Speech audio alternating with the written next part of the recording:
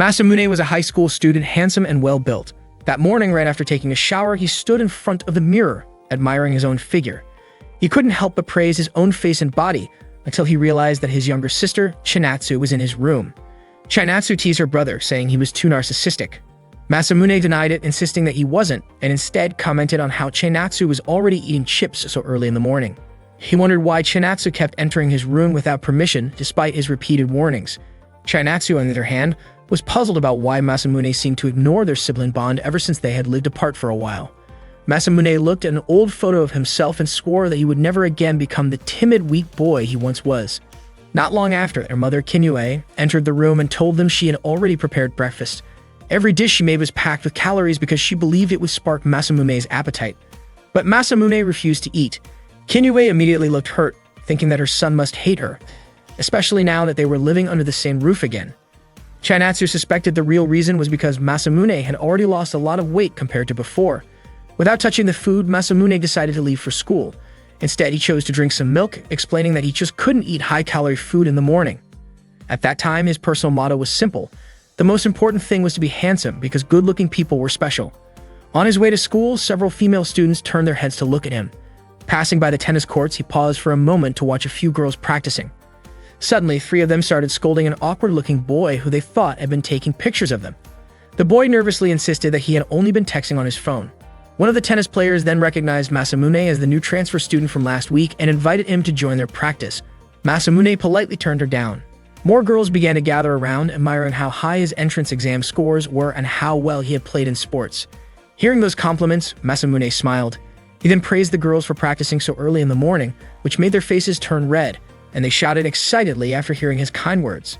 That moment made Masamune even more convinced that being handsome was the key to everything, and he felt confident that his plan would work out. When he arrived in front of the school gates, he noticed a crowd forming. Everyone was talking about how Shijio had confessed his feelings to the so-called cruel princess. Among the students, Shijio was seen as a cool upperclassman, and many believed that even the cruel princess would eventually accept him. Soon enough, she appeared on the school rooftop. Shijio's excitement grew, and he called out to her with a nickname, comparing her to a shy Rapunzel. He asked her to give him an answer right there in front of everyone. The cruel princess smiled and purposely used a microphone so everyone could hear. She thanked Shijio for his confession, but explained that she had asked one of her friends to look into his background. What she discovered shocked the crowd. She revealed that Shijio had bought a certain comic book and secretly hid it inside one of his school textbooks. The students gasped. She continued by pointing out his habit of staring at girls' arms in ways that didn't seem respectful. On top of that, she even mentioned an online fantasy story Shijio had written, where the main character just so happened to share his name. Hearing this, many of the female students quickly distanced themselves from him. Shijio tried to defend himself, saying it was just a misunderstanding.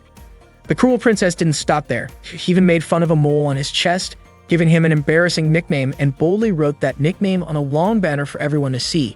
Shijio's confidence collapsed, leaving him humiliated in front of the entire school. Masamune, watching the whole scene, realized how ruthless the cruel princess could be. Later, Masamune headed to his classroom. He thought that this school was truly intimidating, but he reminded himself that he couldn't be discouraged over something like that. His real challenge had only just begun. Suddenly, near the staircase, he accidentally caught sight of the cruel princess again, and their eyes met. Memories from his childhood came flooding back. He remembered a time when he had confessed his feelings to a girl, only to be rejected harshly and insulted. That painful moment had haunted him in his dreams ever since. Masamune woke up startled in class, surprising his classmates. Tae, the class representative, walked up to him and pointed out how soundly he had been sleeping. Masamune already knew who she was, and Tae was glad to see how quickly he was adapting to the new school. That was when Masamune realized something. Being handsome meant that no one scolded him, even when he fell asleep in class. Not long after, Kojuro brought some food for him. Masamune thanked her warmly. She had bought him bread stuffed with noodles, which looked like it had the same amount of calories as a full lunch. Masamune thought to himself that he would just do more sit-ups later at home. Kojuro admitted that she admired how Masamune stayed humble despite his good grades and athletic skills. She was a popular student herself, and in Masamune's eyes, she seemed like someone destined to be adored. According to Kojuro, there was another student in the school whose grades were just as good as his. Right at that moment, the cruel princess appeared with her attendant. She was looking for a boy named Akio, and turned to Masamune and asked if Akio was in their class. Not long after, Akio raised his hand. The so-called sadistic princess was named Aki. She walked up to him and read aloud the love letter that Akio had sent. The letter said that Akio had fallen in love when he saw Aki looking elegant during gym class. Aki then concluded that Akio must have enjoyed staring at her legs when she wore shorts. Without hesitation, she mocked him by giving him the nickname Pudding Prince and tore the letter to pieces right in front of him. Akio was deeply embarrassed and Aki left the classroom right after. Masamune was puzzled by Aki's behavior. Kojuro explained that Aki was one of the top students in their year and also very beautiful, though her personality was completely different from Masamune's. The rumor going around was that Aki despised boys and anyone who dared to approach her would be given an insulting nickname and rejected instantly. That was why she earned the title of the sadistic princess, and her real name was Adagaki Aki. Hearing that name, Masamune was shocked. Aki was the heiress of the Adagaki group. He quickly went outside to confirm it, and sure enough, he recognized her. He never expected to meet her this soon. During the lunch break, Aki sat with a group of girls. They offered her all kinds of snacks, while Masamune observed from a distance. Just as Kojuro had mentioned, Aki was always surrounded by many attendants. She acted kindly towards Sonoka, even fixing the bow on her hair that had gone slightly crooked. According to Kojuro, many girls admired Aki because she was bold and spoke her mind openly. Out of everyone, the one truly close to Aki was Yoshino. Masamune, who had been taking notes about everything related to Aki, asked Kojuro if he knew about Aki's likes, dislikes, or habits. Kojuro admitted that he did not know much, but he had heard that Aki always ate lunch alone. And indeed, after enjoying some snacks, Aki separated from Yoshino to look for a place to eat by herself. Masamune thought Aki was like a queen, surrounded by female students but always alone at lunchtime. This made him even more interested in finding out more about her. Kojuro suggested that Masamune should probably not get involved, but Masamune reassured her not to worry. He then hurried after Aki, but unfortunately, he lost track of her.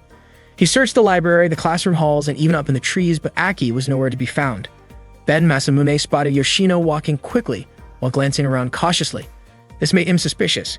Yoshino checked her surroundings again before entering the sports equipment storage room. Masamune was curious about what she was doing there and decided to follow. Inside the storage room, Eki scolded Yoshino for taking too long to buy her a pork sandwich, saying she'd been kept waiting. Masamune felt relieved he had finally found her. But then, just as he was about to step closer, a spider dropped right in front of his face. Startled, Masamune screamed and ended up barging into the storage room. He quickly smiled and apologized, saying he had wandered into the area by accident. Aki, however, did not believe him so easily. She suspected that he had been deliberately looking for her. Masamune was surprised to see that Aki was having lunch in the sports equipment room, with a meal that looked more suited for a construction worker than a refined princess. Aki told him to leave immediately. Masamune mentioned that there were plenty of sporty girls who ate just as much, but then he was shocked to realize that Aki had not only one lunchbox but also the sandwich Yoshino had just bought. Embarrassed, Aki admitted that she would get too hungry if she only ate a regular portion. She also confessed that she was prone to hypoglycemia, which meant she needed to consume a lot of sugar, and she tried hard to make sure her stomach would not growl during class. Masamune decided to excuse himself, saying he had something else to do. Before he left, Aki asked for his name and warned him not to spread what he had seen. Masamune, however, felt that he had just discovered an important secret. From that day on, Masamune started greeting Aki more often, in the hallways when she was with friends and even in the library. During gym class, Kojuro mentioned that rumors were spreading around the school. People were saying that Masamune had grown close to Aki, and some even bet that the so-called sadistic princess would eventually fall for him. Masamune thought the truth was far from what his classmates imagined. In reality, Aki had become much harsher toward him, and he wondered how such rumors had even started. He believed no one would ever believe that a beautiful girl like Aki actually ate portions big enough for a laborer. One afternoon, Aki glanced out of her classroom window and sent Masamune a note telling him to go back to his cage. Just then, a ball thrown by Kojuro accidentally hit Masamune on the head. His friends worried and suggested that he go to the student infirmary, but Masamune assured them that he was fine. After school ended, Aki's friends said goodbye and left. Aki walked ahead while Yoshino stumbled behind carrying Aki's bag. Aki called out to Yoshino, asking her to buy some food because she felt like she was about to faint. Sonoka, in her usual blunt way, ordered Yoshino to hurry and get the food. Yoshino obeyed and ran down the street toward her shop. At that moment, Aki felt puzzled. She thought her lunch portion had been more than enough, yet it seemed her body was burning calories too quickly. She grew irritated because Yoshino was taking too long to come back. Suddenly, Akio showed up and asked whether Aki was going on a date with Masamune. Clearly upset, Akio yanked Aki's long hair and scolded her for tearing up the letter he gave her, while still accepting Masamune's letter. He even said that being handsome must feel good. Aki told him to let go, but Akio lashed out, saying Aki had always looked down on others. He then pulled a pair of scissors from his pocket and held them up threateningly. Aki could only close her eyes tightly, bracing herself. Luckily, Masamune appeared just in time. He rushed forward, freed Aki's hair, and grabbed the scissors with his hand, which caused his palm to bleed. Masamune had already suspected something like this might happen because of how sharp-tongued Aki could be. When Akio saw the blood dripping, he screamed in fear and ran away. Masamune quickly turned to Aki and asked if she was hurt. Instead, Aki asked him the same question back. Masamune assured her that he was fine and felt relieved that she was safe. However, as soon as he looked at the wound on his hand, the pain hit him all at once, making him want to cry out. Still, in a way, he felt it was worth it. Not only did he know Aki's secret now, but he had also saved her, which meant she might not treat him so harshly anymore, especially since her pride would never allow her to ignore the fact that he had helped her. Masamune suggested that Aki shouldn't always look so stern, saying a girl becomes beautiful when she smiles. Hearing that, Aki's cheeks turned red with embarrassment. Back when he was a child, Masamune had been an overweight boy with a cocky attitude, making him an easy target for his classmates' teasing. At that time, Aki had once been his savior, helping him when others picked on him. But one day, everything changed. When Masamune gave her flowers, she threw them away and told him she had never liked him, cruelly giving him the nickname Pig's Foot. That day left a scar in Masamune's heart, and he swore to get revenge. His plan was to make Aki fall in love with him, reveal his true identity, and then reject her in the most elegant way possible. Masamune proudly called this his dead or love strategy. He even laughed so loudly about it that his mother and little sister overheard. The next morning, Masamune headed to school as usual. Tae greeted him and noticed his hand wrapped in bandages. When she asked what happened, Masamune said it was just an injury from his own carelessness. Tae looked doubtful but didn't press further. Soon after, Masamune ran into Akio, who looked embarrassed and apologized for what happened the day before. Masamune told him not to take it too seriously. Tae, curious about the situation, asked what was really going on, but Masamune simply called it a secret, which made the girls around him squeal with excitement. Later, Kojuro met him at the lockers. When Masamune opened his locker, a letter slipped out. Kojuro teased him, saying it was probably a love letter. But when Masamune unfolded it, the words written inside were just Pig's Foot. A wave of unease hit him. Masamune started to wonder if Aki had already figured out who he really was. After finding a letter in his locker, Masamune became curious about who had actually sent it. He glanced at each girl in his class, which startled them. Masamune wondered if it might have been Aki, but he was not convinced she would do something like that since he believed Aki was the type who preferred to embarrass others in public at the right moment. That made him question who else could possibly know about his past.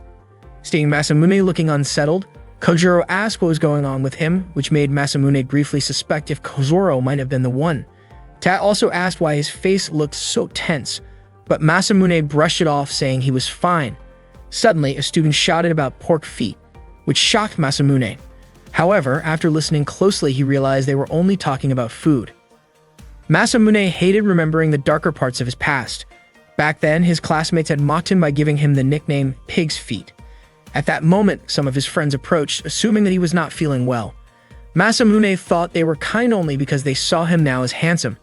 Yet he feared that if they ever learned about who he used to be, they would turn on him and treat him the same way as before. He was determined not to let that happen. When class began, Masamune struggled to focus on the lesson.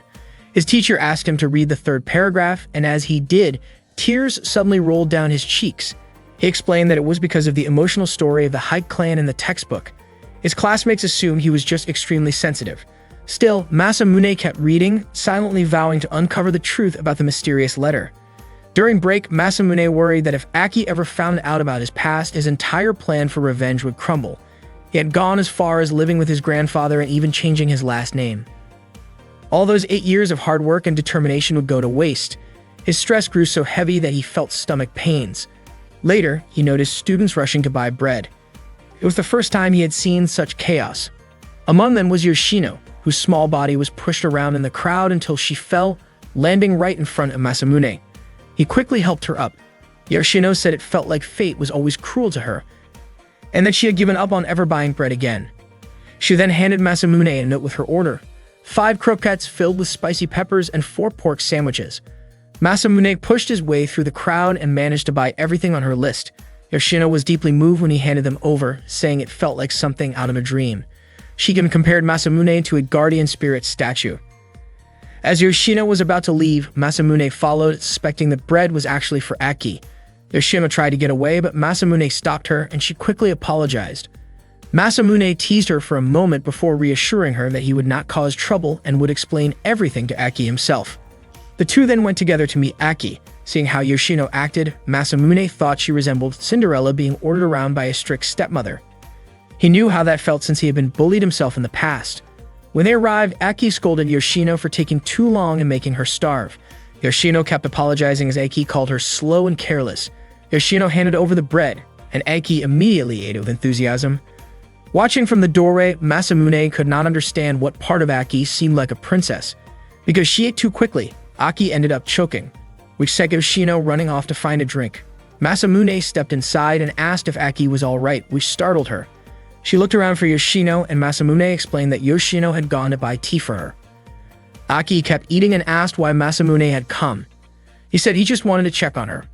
Masamune was surprised to learn that Aki had eaten a large lunch before having bread. Aki then asked about his injury, and Masamune admitted it still hurt a little when showered or changed clothes, even though in reality the pain was much worse. Hearing this, Aki said she had not meant to trouble him, which made Masamune happy. To him, it meant her pride was starting to soften and making his plan progress smoothly. That convinced him she was likely not the one who had sent the letter. Aki apologized, saying what happened the previous day was her mistake. Soon after, Yoshino returned but tripped and fell again, which embarrassed her. Aki quickly covered Masamune's eyes to keep him from looking, but in doing so, she accidentally poked him in the eye. Yoshino offered him the drink she had brought, which touched Masamune. Aki commented that Yoshino always acted humble and overly polite toward everyone, to the point that it became a bad habit. She advised Yoshino not to be so nice to everyone, saying it was natural for her to treat Aki kindly since she worked for her. Masamune then pointed out that Aki had sauce on her nose, which made her flustered. Masamune admitted he was not good at being kind to everyone. He gently touched Aki's cheek and told her it would be better for her to rely on him instead of always depending on Yoshino. After saying that, he left the storage room. Aki was furious at his behavior, while Masamune felt victorious, believing that Aki would eventually give in to him. He had drawn inspiration from a comic book by Chainatsu that he had read earlier. Masamune was convinced that his first step had been a success, and now his focus was to make Aki like him even more. He believed his love-or-nothing strategy was nearing its final stage. At that moment, Aki touched her cheek and called Masamune foolish. After school, Masamune thought it might be time to ask Aki for her phone number. While he was walking, his foot suddenly got caught in a rope trap, and he ended up hanging upside down. It turned out Yoshino had set the trap. She called Masamune by his old nickname and questioned if he was really planning to take revenge on Aki. Masamune was shocked that Yoshino knew the name he had been called when he was little, especially since he remembered none of his childhood friends being small enough to fit that description. That was when Masamune realized Yoshino was actually the one who lived with Aki. Yoshino cut the rope and Masamune fell, landing painfully.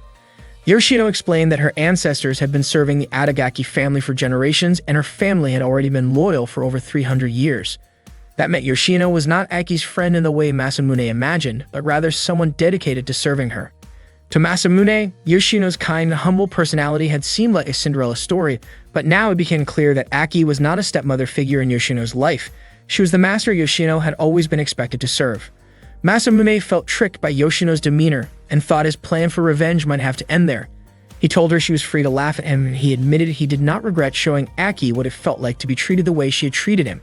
Surprisingly, Yoshino did not take issue with his plan and even offered to help him. The next day, Aki was surrounded by her friends Mary, Hikune, and Sonoka, who followed her almost like attendants. Mary suggested having a tea party after school, but Aki refused since she had cleaning duty that day. Kikune and Sonoka admired her sense of responsibility for not skipping her assigned task. From a distance, Masamune observed them while still questioning Yoshino's intentions. He was not sure whether he could trust her, worried that her offer might be a trap. Besides, since this was his revenge plan against Aki, he felt it was something he needed to see through on his own. Not long after, Tae appeared carrying a stack of papers. She called Masamune's name and reminded him he was heading the wrong way if he wanted to reach the lower classrooms. She even offered to draw him a map so he would not get lost again. Masamune thanked her and carried the stack of papers for her. Todd explained that it was her duty as class representative to help the new student. While they walked, Tae mentioned that the students had been talking about a barbecue party being planned in class. Masamune thought this might be the right chance to practice asking for someone's contact information. Until then, the only number saved in his phone was his mother's, and the idea of asking a girl for her contact felt overwhelming. He lost his nerve and hurried ahead to class instead. Once in the classroom, Masamune asked Kojuro if exchanging contacts with someone meant that person could see the rest of his contact list. Kojuro reassured him that was not the case. Still anxious, Masamune asked again to be sure, and Kojuro was surprised by how serious he was about such a small detail. Relieved that his list would remain private, Masamune started wondering about the perfect moment to ask Aki for her number without making it awkward. A little later, someone from another class announced that one student was missing from the cleaning duty rotation, and they needed a replacement until summer. Tat wanted to volunteer, but could not because she had club activities that day. Since Masamune was not yet part of a club, he offered to take the spot. After school, Masamune joined the cleaning duty. To him, this was a golden opportunity to be near Aki. He greeted her, but she ignored him. Assigned to clean the classroom windows, Masamune grew frustrated over the phone number issue. He worried that if people found out about his embarrassing past nickname, they would see him as a loser and no girl would want to be with him. For a moment, he began to think that making Aki fall for him might be nothing more than an impossible dream. At that moment, Tae approached him to apologize for giving him extra trouble. Masamune brushed it off and told her not to feel guilty, but Tae admitted she often caused others problems. She compared herself to Masamune, who always seemed willing to help others without complaint. Masamune realized this might be his chance, and he suspected Ta had purposely waited until he was alone. Ta commented that the barbecue party would probably be fun, but suggested that going to the movies together might be even better. Masamune's imagination ran away with him. He pictured sitting next to Ta in a theater, their hands brushing against each other, watching a horror film that might lead her to grab his arm in fear, and afterward heading to a cafe to talk about the movie, something that felt very much like a date. The thought made his face turn red, and for a moment, he almost forgot about his original plan. Masamune had not said anything yet, but Ta noticed that he was busy and quickly apologized for asking him out of the blue. After Ta left, Masamune began to wonder if maybe he was becoming popular. He felt genuinely thankful to Ta for boosting his confidence. Suddenly, Aki showed up, saying that she was looking for a new bucket. Masamune felt extremely embarrassed since his face was still showing how happy he had been. Aki again asked if Tae was even part of the committee. Masamune admitted that Tae was only talking with him earlier, but it seemed like Aki had overheard their conversation. She pointed out that Masamune was lucky because he seemed popular.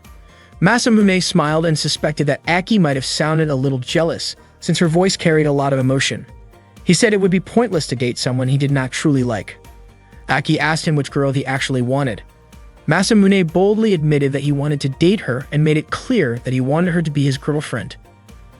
Aki smiled and thanked him, which Masamune interpreted as her accepting his feelings.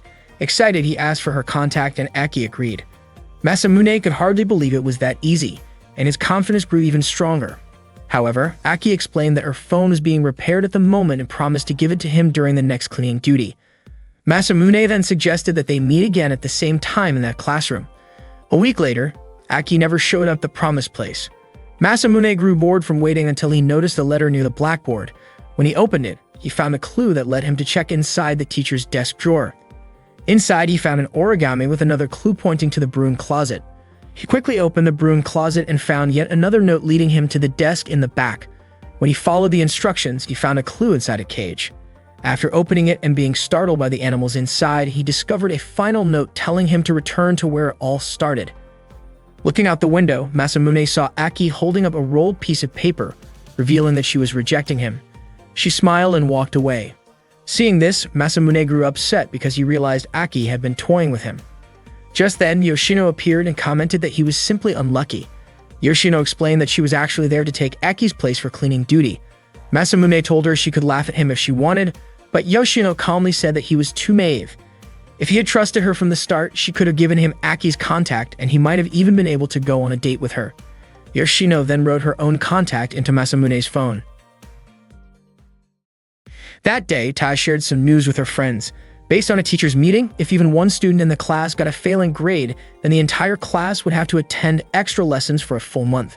Tae's face turned red when she looked at Masamune, and she asked what he thought about it. Masamune said everyone just needed to study harder. Tae was convinced that Masamune would take the test with ease, but Masamune pointed out that the one who was always relaxed about exams was actually Kojuro. Kojuro really didn't seem worried. For her, what mattered most was trying her best. She even admitted that during the last midterm her scores were all single digits, and this time she hoped to at least get double digits. Masamune was shocked to realize how poorly Kojuro had done before. Tae was sure Kojoro would end up in the extra lessons, and she joked about Kojoro looking like she fit a certain type if she lost even more weight. Masamune was caught off guard by Tae's unusual hobby. Tae added that no matter how delicate a guy looked, he was still a guy. Masamune placed his hand on Kojoro's shoulder and suggested she start studying harder right away. Tae got excited, imagining that Masamune and Kojoro might end up spending time together. After school, Masamune invited Kojoro to join him in this self-study room. At first, he wanted to check just how much Kojoro understood, but Kojoro believed it was already too late to start. Masamune wondered how she even managed to get accepted into the school. Kojoro said that was one of the 7 wonders of the school. Masamune then asked what the other 6 were, and to his surprise, the conversation matched something Yoshino and Aki had said before. Unexpectedly, Aki and Yoshino were also in the study room. Masamune greeted them and asked if they were studying for the test as well. Aki explained that she was only helping Yoshino because if the rumor was true, then the whole class could get dragged into extra lessons. Masamune found it strange since Yoshino looked smart, but her grades turned out to be terrible. Kojoro commented that Yoshino was in the same situation as her. Aki was surprised to see Masamune teaching others. She thought it was ironic how confident he seemed when he could still be tricked by simple things. She hoped he would not make the wrong move again. That reminded Masamune of the time Yoshino had offered to help him. Suddenly, Masamune challenged Aki to a bet. Either he and Kojoro or Aki and Yoshino would score higher on the test. If Masamune won, then Aki would have to go on a date with him. Kojoro was stunned by his boldness. Aki wondered what the point of such a bet was, but Masamune teased her, saying she might just be afraid of losing. Aki dismissed that and asked what she would get out of it if she agreed. Masamune promised that if Aki won, she could give him any nickname she wanted and he would stick a tag with that nickname on his back until graduation. That made Aki interested, but she added another condition. If she won, Masamune would also have to buy her lunch until she was satisfied. Masamune agreed and the deal was made. Aki warned him not to regret it if he lost. Kojoro didn't feel confident, but Masamune reassured her. He also thought that if what Yoshino had once said was true, then the competition wasn't really 2 versus 2, it was more like 3 against 1. That night, Aki continued tutoring Yoshino. Yoshino asked if Aki wasn't going to study as well, but Aki replied by asking if Yoshino thought she would lose to Masamune. Yoshino explained that she didn't mean it that way, but according to rumors, Masamune had scored a perfect 100 on the entrance exam. Aki was shocked. Supposedly, he had been the first person to ever achieve that in their school. She hadn't expected it, especially since she thought Masamune was just overly full of himself. Yoshino promised she would do her best so Aki could win the bet. Still, she added that if Aki lost, then Aki would have to read a dating guidebook. Aki was horrified at the idea and quickly insisted that Yoshino take studying seriously. She also promised to help her as much as she could. Meanwhile, Masamune was building up the courage to call Yoshino. It would be the first time he ever called a girl, and he wondered if it was a waste for Yoshino to be the first. But if he didn't call, then he couldn't discuss the bet with her. Just when he was overthinking it, Yoshino actually called him first. Masamune hesitated but eventually picked up. He asked if she could help him with the bet, but Yoshino said it was impossible. She explained that Masamune was free to decide whatever he wanted, but she already had her own plans. She then said something strange about not letting them win easily, but also not defeating them completely. Masamune was confused by how oddly she acted toward him. The next day, Kojoro apologized to Masamune because her score was still in the single digits. She insisted that she had tried her best and said she was ready to accept a nickname as punishment if necessary. Later, Aki and Yoshino approached Masamune. Aki tested him by asking questions from Japanese history, biology, Japanese language, geography, and even English. Masamune was able to answer them smoothly. After that, Aki and Yoshino walked away together. Masamune realized that his skills and Aki's were evenly matched, and if things kept going that way, it could get dangerous. Everything would eventually depend on their individual abilities. That day after school, Masamune continued tutoring Kojoro as usual, to the point where she became exhausted. After school, he even made time to work out, and later that night, while it was raining, he was still teaching Kojoro. Aki and Yoshino happened to see them from outside. Chainatsu was surprised because her older brother, who was usually obsessed with working out, was now so focused on studying. Kinue explained that Masamune had an important test the next day, and she got really excited about preparing him a lunchbox. Hearing that, Masamune requested that the food should be low-calorie, high in protein, and without fat. He thought that if Yoshino wasn't going to help him, and he had to make sure to win the exam on his own. The next morning at school, Masamune asked Kojoro if she thought she could handle the test. Kojoro felt confident that she could, thanks to Masamune's tutoring. That day, only the math exam was left in the afternoon, and Masamune felt certain she would do well, since he had been so patient in teaching her math. That meant their chances of success were high. Kojuro then invited Masamune to grab something to eat since she was hungry after all their hard work. Before that, Masamune went to buy drinks. At the vending machine, he ran into Yoshino. She apologized to him, but Masamune said it was fine because he had started the competition in the first place. It would be strange to rely on her anyway, and the competition actually gave him motivation to study harder. He was very confident he wouldn't lose. Yoshino then handed him a drink, wishing him good luck on the test. Masamune was confused since Yoshino hadn't helped him at all but was now showing support. Yoshino replied that it no longer mattered and walked away, leaving Masamune wondering what she meant. When the exam started, the teacher reminded everyone to stay focused until the very end. Masamune felt relieved because the questions were similar to what he had studied. But then, out of nowhere, his stomach started to hurt badly. He suspected that the coffee Yoshino gave him had been spiked with something, and he grew frustrated. He started thinking that Yoshino and Aki really were his enemies, and he couldn't understand why they would resort to something underhanded. After the test ended, Masamune stormed off to Aki's classroom. He tapped a girl's shoulder, thinking it was Aki, but it turned out to be someone else. He then found out Aki hadn't come to school that day because she had a fever. At that point, he realized what Yoshino actually meant. Masamune would definitely win. Still, he couldn't understand why his stomach had to be involved. Soon after, Chinatsu messaged him and explained that the eggs in their lunch had gone bad, which explained the stomach pain. After school, Masamune had to attend extra classes and Kojuro cheered him on. To his surprise, Aki was also in the same class, which made him happy. He even thought of it as a kind of classroom date. The next day, Masamune prepared to go on an actual date. It turned out Yoshino had called him earlier and encouraged him to go. Masamune was puzzled, since the results of their last challenge had ended in a draw. Yoshino told him he was weak for giving up after a tie. She explained that on Sunday afternoon, Masamune and Aki would meet at the station and Aki was guaranteed to show up. When Sunday came, Masamune went to the station to see if Yoshino was right. Sure enough, Aki showed up, but she was wearing a magical girl costume. People around them were surprised, thinking Aki was doing a cosplay part-time job. Masamune was shocked too because it was the same costume from an anime that aired every Sunday morning.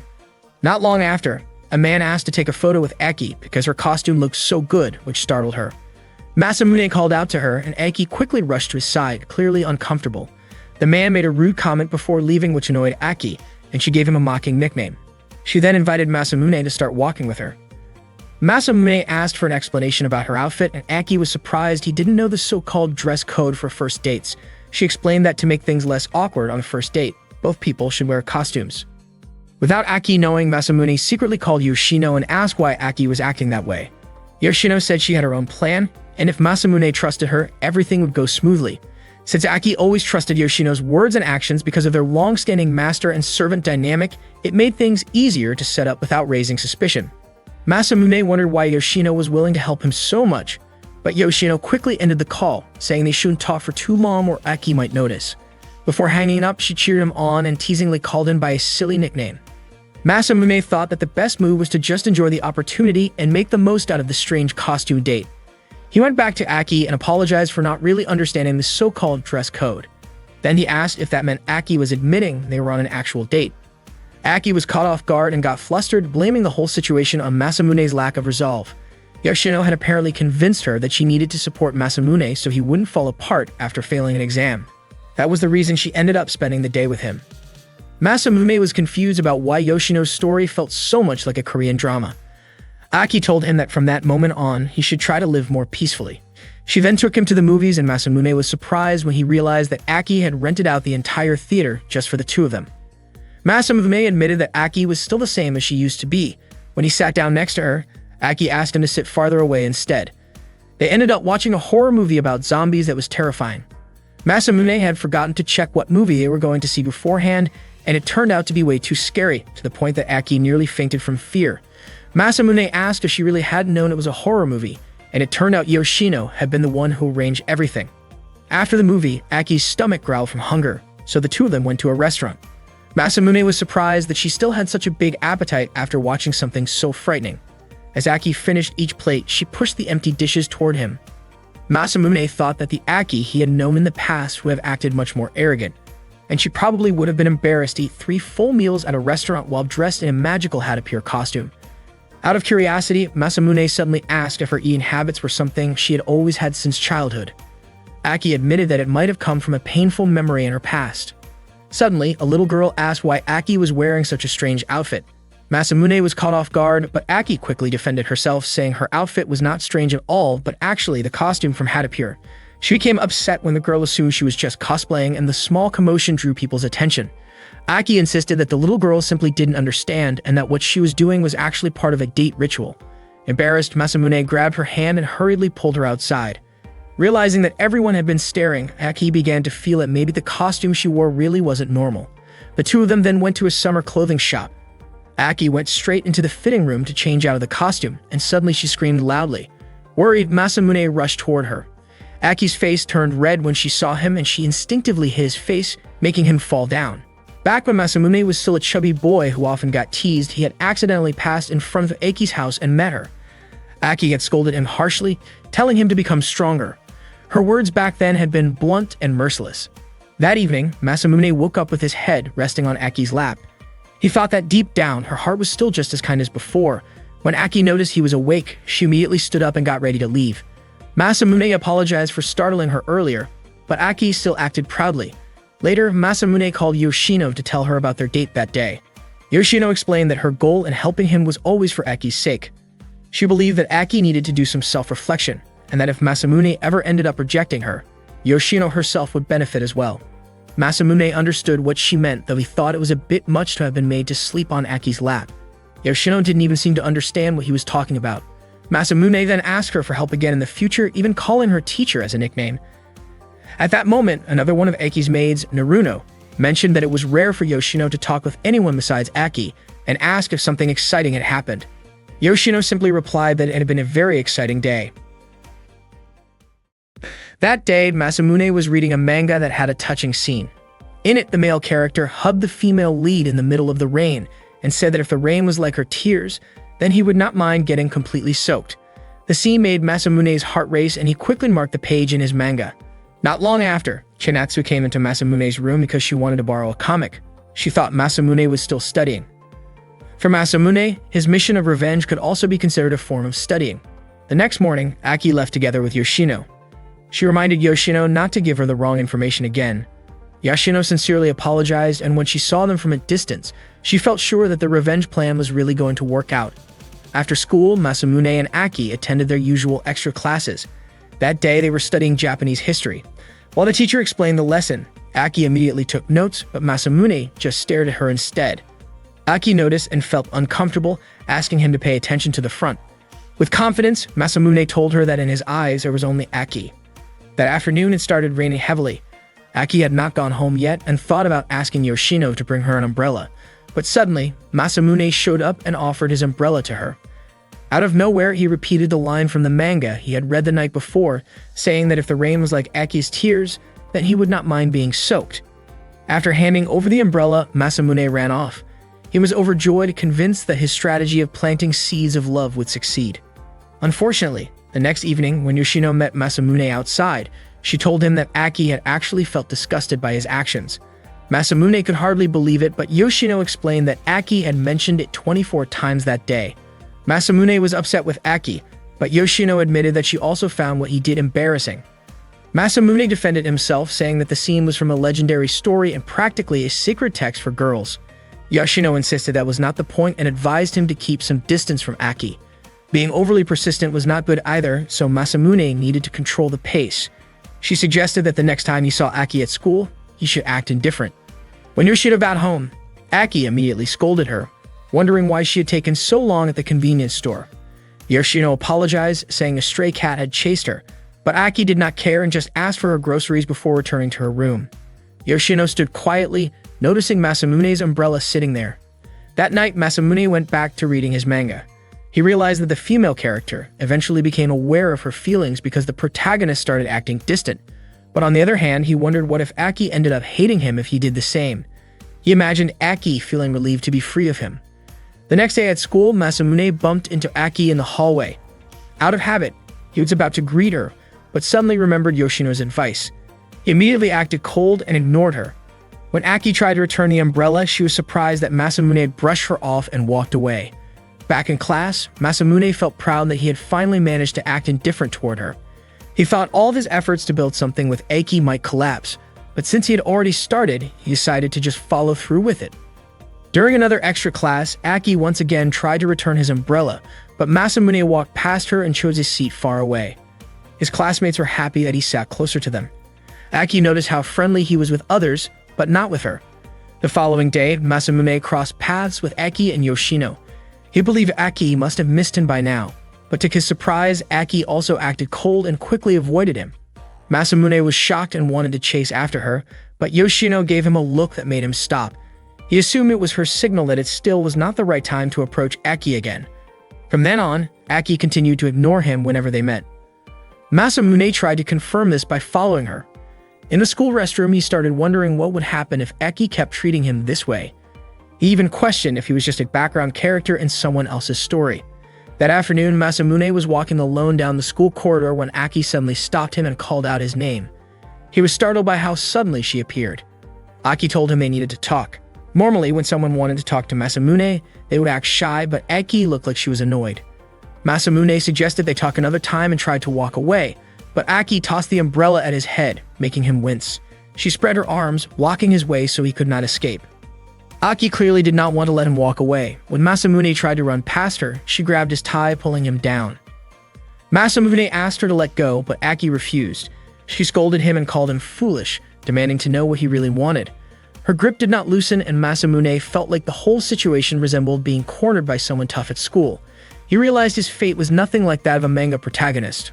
Ake then asked why he had suddenly started acting distant, explaining that it left her unsure of what to do. Masamune froze when he heard that, especially when he noticed Aki's face turning red. He reminded himself not to be charmed by her flustered expression. Masamune praised Yoshino, calling her a teacher to him, since everything seemed to move according to plan because of her help. He thought maybe it was finally time to strike back. Masamune admitted that he had purposely waited for Aki to say those words. Aki, however, had not expected that he had done it on purpose, and she called him cruel. This left Masamune wondering if his plan was actually working or not. Even though Aki called him cruel, her expression was not one of anger, but more of confusion. Aki asked why Masamune would intentionally do such a thing and what it was that he actually liked about her. The truth was, his reasons were complicated. Aki was beautiful, yet she claimed not to like boys. She had a great figure, yet she was known for her appetite. She was smart, but sometimes slow to notice things. Still, Masamune could not bring himself to say that he simply had no idea how to answer her question. In the end, he decided to say that he liked everything about Aki. Aki did not understand what he meant by that, but Masamune believed a person like her was one of a kind. After saying that, he suddenly ran away. He was puzzled with himself for choosing to flee, especially after finally getting such a reaction out of Aki. He had no idea what to do next, so he went straight to Yoshino to explain the situation. Yoshino called him foolish and admitted she could not believe he had never thought ahead about how to answer such a question. Masamune begged her to stop blaming him and instead help him find a solution. He even asked Yoshino to bring out something that could make his heart calm down. Yoshino reminded him that she was not a robot from the future. Masamune wondered if he should just say it was because Aki was beautiful, but Yoshino quickly stopped him with a sigh. Finally, Masamune decided to use a letter, as Yoshino had once suggested, so that he would not accidentally say the wrong thing. However, when he was about to place the letter in Aki's locker, Aki caught him in the act. She immediately confronted him. In the end, Masamune gave her the letter directly, telling her that all of his feelings were written inside. Aki took the letter, but without even opening it, she crumpled it up and threw it into the trash. At that moment, she declared that she truly hated Masamune. Masamune tried to tell her that she misunderstood, but Aki raised her voice and said she already knew he was selfish. With that, she left. Not long after, Yoshino showed up. Masamune confessed that he was even more confused now, because Aki suddenly said she hated him and then ran away. He had thought things would go smoothly, just like before. Yoshino said she would take care of it. Masamune asked her to explain what was really wrong, but Yoshino was surprised that even then he still did not understand why he liked Aki. That, she said, was the reason his words had failed to convince her.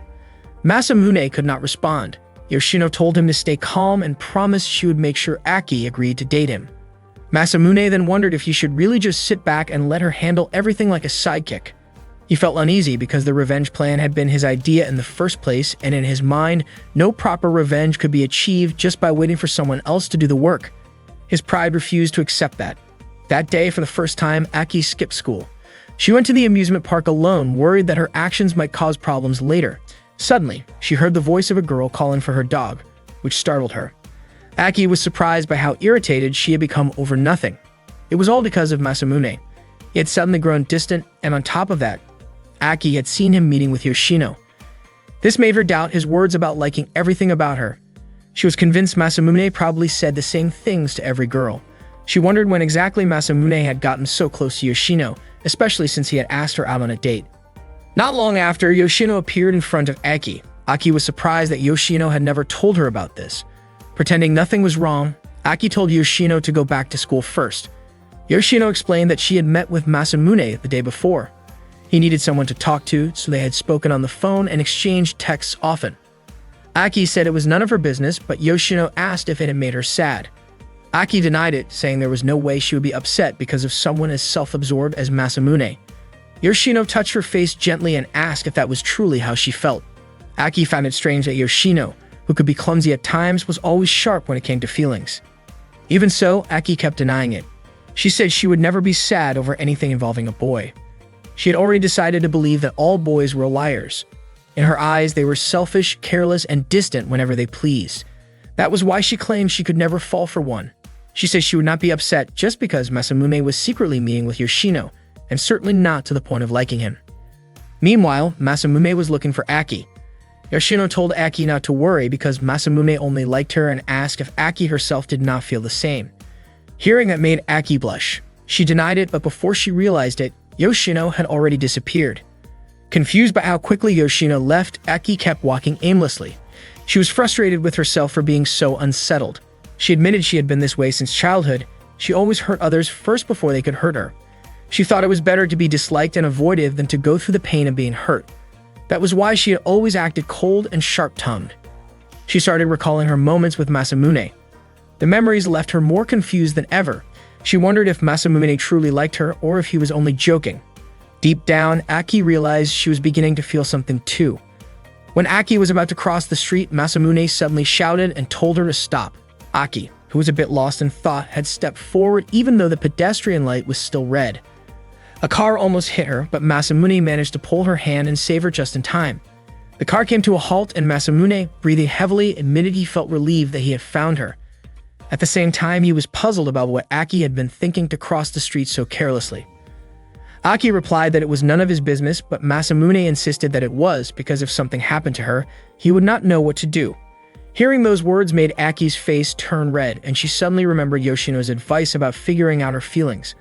Masamune then apologized for yelling at her earlier. Just as Aki was about to respond, the girl who had almost hit her with a car walked over. She was beautiful and asked if Aki was alright. Aki immediately pulled her hand away from Masamune and replied that she was fine. The girl looked relieved but then froze the moment she saw Masamune's face. Wearing a rosary around her neck, she seemed shocked and couldn't believe she had run into him there. She quickly stepped forward and hugged him tightly, saying she had been wanting to meet him for so long. Masamune, on the other hand, had no idea who this girl actually was, while Aki stood stunned as she watched another girl holding him right in front of her eyes.